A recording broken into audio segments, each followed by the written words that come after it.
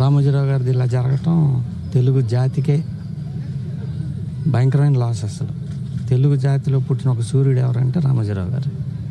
పత్రికల్లో కానీ, సినిమాల్లో కానీ, అసలు వ్యాపారంలో కానీ, హోటల్స్లో కానీ, దేంట్లో అయినా ఒక స్టాండర్డ్ మెయింటైన్ చేసేవాళ్ళు. నేను డైరెక్టర్ అవ్వడానికి కారణం రామోజీరావు గారు. ఆయన వల్లే నేను డైరెక్టర్ అయ్యాను. నా ఫస్ట్ సినిమా చిత్రం ఆయనే ప్రొడ్యూసరు. 20 నిమిషాల్లో ఓకే చేశారు ఆయన. మెయిన్ ఏంటంటే రామోజీరావు గారికి ఒక సిస్టమ్ ఉంది, పద్ధతి ఉంటుంది. ఏం చేసినా సరే పద్ధతి ప్రకారం జరుగుతూ ఉంటుంది. ఈనాడు అవనండి, రామోజీ ఫిల్మ్ సిటీ అవనండి, ఏదైనా సరే మనం వెళ్తే ఆ సిస్టమ్ ఫాలో అయితే అయిపోద్ది పని. అంత పద్ధతిగా ఉండేది. అసలు ఈ లాస్ని నేను చెప్తానికి పదాలు కూడా సరిపోవు, అంత భయంకరమైన లాస్ ఇది.